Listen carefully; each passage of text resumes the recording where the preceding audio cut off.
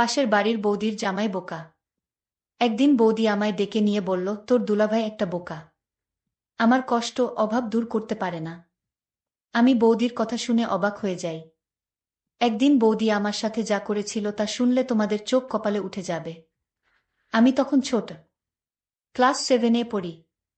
আমাদের পাড়ায় প্রতিদিন রাতে গানের আসর জমত। গ্রামে আমাদের আড্ডা গুরু নীরব ভাই। স্কুল না থাকলে সারাদিন তার ঘরে বসে থাকি আর মোবাইলে গান শুনি। আমাদের এলাকার রাজু ভাইয়ের বউ একটু অন্যরকম। গ্রামের ছনের ঘর ছিল জঙ্গলের সাথে। সে যদি ওর ভিতরে থাকত তো আমাদের গায়ে পানি দিয়ে ছিটা মারত। একদিন এভাবে যাবার সময় ভেতর থেকে পানি ছিটা দিয়ে বলে, জামাই কই যাও? বাড়িতে আসো, পিঠা খেয়ে যাও। আমি আসলে এসবের কিছুই তেমন বুঝি না। আমি ভাবিকে বললাম, কি পিঠা? আরে ভেতরে আসি না। আমি বোকার মতো ভেতরে যেতে চাইলে ভাবিকে দেখে আমি চমকে উঠি। ভাবি খিল খিল করে হাসতে থাকে আর আমায় বলল, শরম পাইছো? জঙ্গলের ভেতর ক্রিকেট বল খুঁজতে থাকি। নীরব ভাই ক্রিকেটের বল এত জোরে মারছে এই জঙ্গলে আইসা পড়ছে। আর আমি ছোট হওয়াতে ওরা সবাই সব সময় আমারই পাঠায় জঙ্গলের ভেতর ক্রিকেট বল আনতে। কোনো মতেই এদিন আর বল খুঁজে পাই না। রাজু ভাইয়ের বউ পিছন থেকে আমার উপর পানি ছুঁড়ে মারে। আমি চমকে উঠি। বলি, একটা ক্রিকেট বল দেখছো? সে বলে, বল আমার ঘরের চালের উপরে এসে পড়ছে, তাই আজ আর বল দিব না। আমি বললাম, ভাবি আমারা আর এখানে বল ফেলবো না। আজকের মতো বলটা দিয়ে দাও। ভাবি বলল, ঠিক আছে বলটা ফেরত দিব, তবে একটা শর্ত আছে, যদি তুই আমার শর্ত রাখিস তাহলে বল দিতে পারি। আমি ভাবিকে বললাম, ভাবি আমি ছোট মানুষ, আমি কি তোমার দেওয়া শর্ত পালন করতে পারবো? ভাবি বলল, পারবি, না পারলে আমি তোকে শিখিয়ে দিব। আমি ভাবিকে জিজ্ঞেস করলাম, ভাবি কি শর্ত বলো? এবার ভাবি বলল, এখন বলতে পারবো না। তুই বরং সন্ধ্যার পর আমাদের বাড়িতে আসিস, তখন শর্তটা বলবো। আর এখন নে বলটা নিয়ে যা। আমি ভাবতে লাগলাম, ভাবি শর্তটা তো এখনই বলতে পারত, কিন্তু সন্ধ্যার পর বলল কেন? ভাবির কথা শুনে আমি কিছুটা ভয় পেলাম। কি জানি বলে বসে তার কোনো হিসাব আছে? আমি ক্লাস 7-এ পড়লে কি হবে? আমার গঠন গাঠন একটু বড়। অনেকে বিশ্বাসই করতে চায় না আমি ক্লাস 7-এ পড়ি। আমার 5 ফুট 5 ইঞ্চি উচ্চতা। পরের দিন আমি ভাবির কথামতো সন্ধ্যার সময় তাদের বাড়িতে গেলাম। বাড়িটা একদম নীরব বাড়ি। আমি ভাবিকে বললাম, ভাবি তুমি আমায় কিসের শর্ত দিবে বলেছিলে, আমি আজ তো আসলাম সেই শর্তটা শুনতে। ভাবি বলল, এটা কোনো শর্ত না রে, আমার দুঃখের গল্প। আমি যদি আমার গল্পটা তোর সাথে শেয়ার করি তাহলে তুই কি এর সমাধান দিতে পারবি?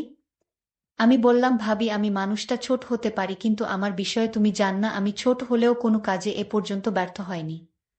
ভাবি তখন খুশি হয়ে বলল, সত্যি বলছিস তুই? আমি জানতাম তুই মাত্র 7-এ পড়িস, কি বুঝবি তুই। ভাবি তুমি তোমার কষ্টের গল্পটা বলো, আমি শুনতে চাই।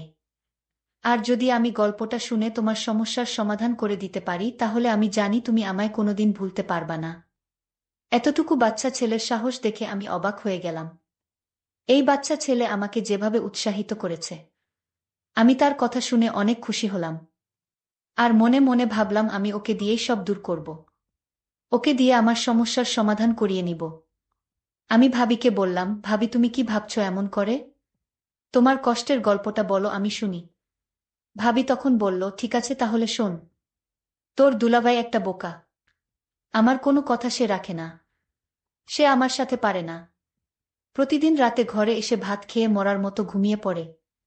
আমার কোনো আবদার তোর দুলাভাই রাখে না এবং পূরণ করতে পারে না। সে সব সময় আমার কাছ থেকে দূরে থাকে। আমি মানুষের সাথে আমার জীবনটা কাটানো খুব কষ্টের। তোর দুলাভাই সবসময় প্রতিদিন বলে আমার শরীরটা আজ ভালো না। আচ্ছা তুই বলতো এভাবে কি আর সংসার চলে? এই সংসারে আমি চলে যেতে চাই, কিন্তু আমার মা বাবা তো অসহায়, আমি তাদের কষ্ট দিতে চাই না। আমার বাবা যখন আমায় ফোন করে জিজ্ঞেস করে কেমন আছিস মা, আমি তখন বুক ভরা কষ্ট নিয়ে বলি, ভালো আছি বাবা। কিন্তু আমার তো মনের ভিতর শান্তি নাই। আমি তো একটু সুখের ছোঁয়া পাই না এই সংসার থেকে। আর তাই আমার মা বাবাকে মিথ্যা সান্ত্বনা দেই যে আমি ভালো আছি। আচ্ছা তুই বলতো একটা সংসারে মেয়েরা কি চায়? এই সংসারে আমি বেঁচে থেকেও যেন মরে আছি। তোর দুলাভাইরে কত করে বললাম, কবিরাজ দেখাও, সে আমার কোনো কথাই কানে নেয় না। সে তার নিজের ইচ্ছামতো চলাফেরা করে। আমার ভালো মন্দ কোনো খোঁজ খবর রাখে না। ভাবির কথা আমি খুব মনোযোগ সহকারে শুনছিলাম। ভাবির কথাগুলো শুনে আমি বুঝতে পারলাম ভাবি কিসের অভাব বোধ করছে। ভাবি আমাকে আরও বলল, তোর দুলাভাই সারাদিন বোকার মতো ঘোরাফেরা করে। অনেকদিন যাবত আমি ভালো খাবার খেতে পারছি না।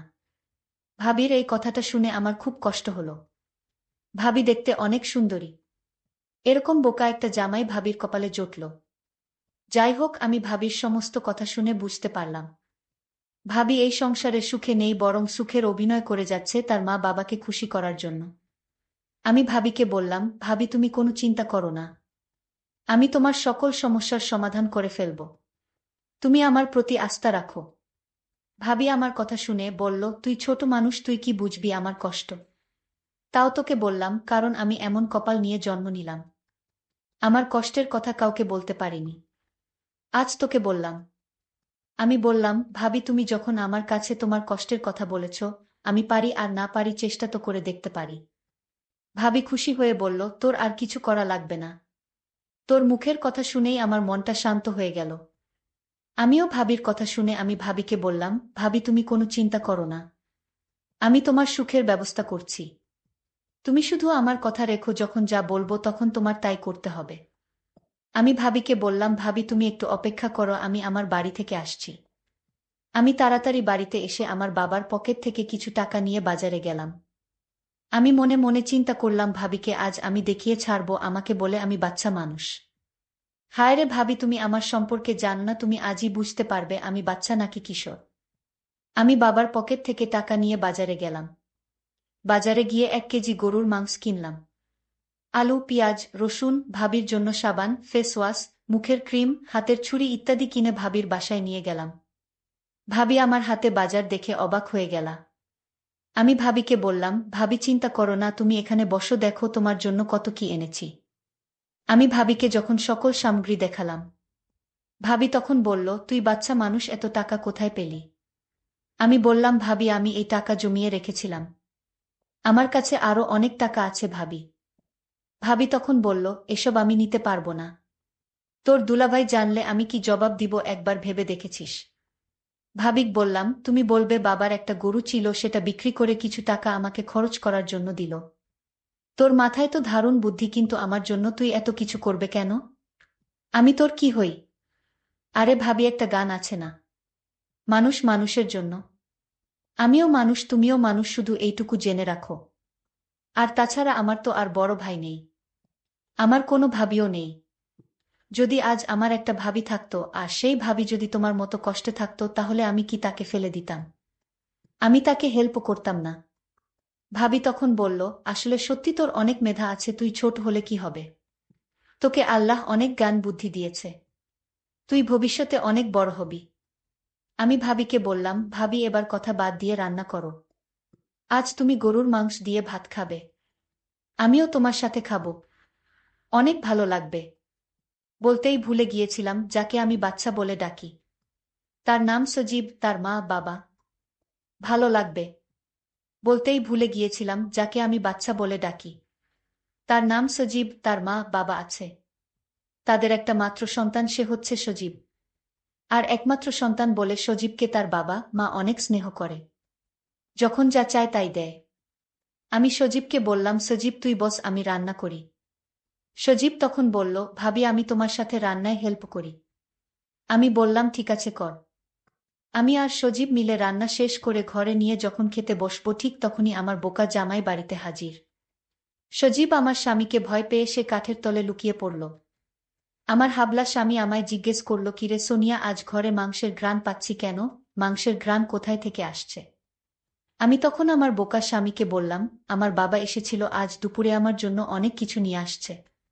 তুমি তো আমার ভরণ পোষণ করতে পারো না, আর তাই বাবা আমার জন্য হাতের ছুরি, মুখের ক্রিম, ফেস ওয়াশ, ব্যাগভর্তি বাজার নিয়ে আসছিল।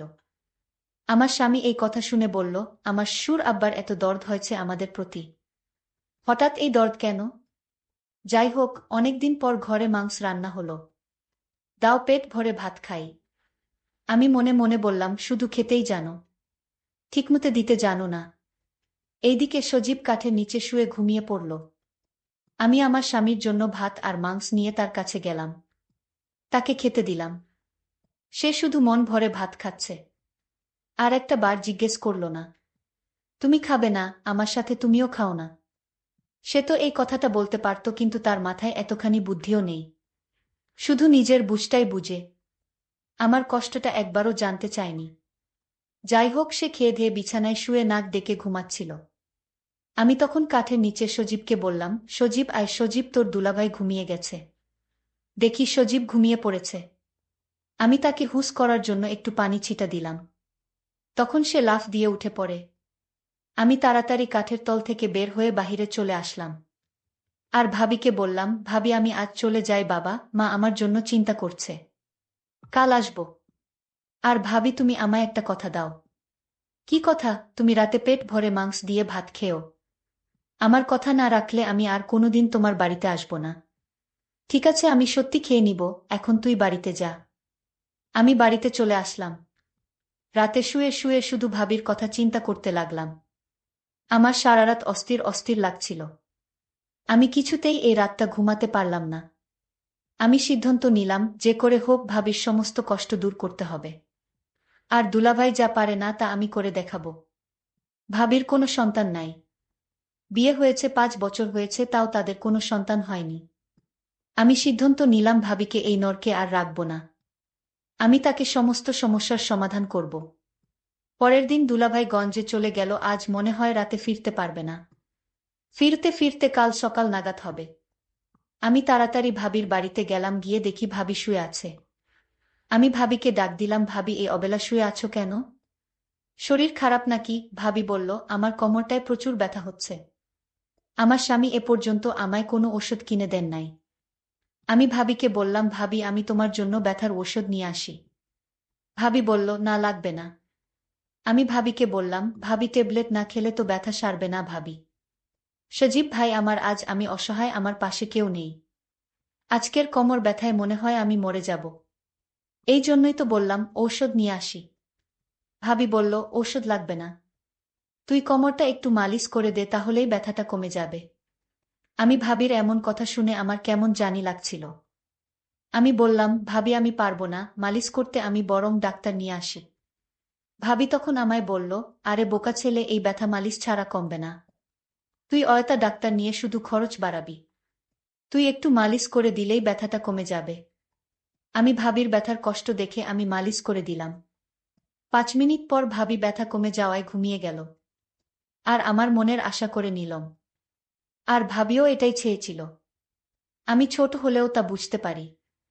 আমি যেদিন বল আনতে গিয়েছিলাম সেই দিনই বুঝতে। এতদিন ঢাকায় ছিলাম। ভাবি আমাকে দেখে বলল, সজীব তুই কেমন আছিস? ভালো ভাবি, তুমি কেমন আছো ভাবি? আমি ভাবির মুখে হাসি দেখতে পেলাম। আমি কোনোদিন ভাবিকে এমনভাবে হাসতে দেখিনি। ভাবি আমাকে ঘর থেকে একটা মিষ্টি নিয়ে এসে বলল, নে মিষ্টি খা। আমি বললাম, ভাবি এটা কিসের মিষ্টি? ভাবি বলল, আমি মা হতে চলেছি। আমার আর কিছু বুঝতে বাকি রইল না। বন্ধুরা, আজকে গল্পটি কেমন লাগলো তা অবশ্যই কমেন্ট করে জানাবেন। আর এরকম নতুন নতুন গল্প পেতে আমাদের চ্যানেলটিকে সাবস্ক্রাইব করে পাশে থাকবেন। ধন্যবাদ।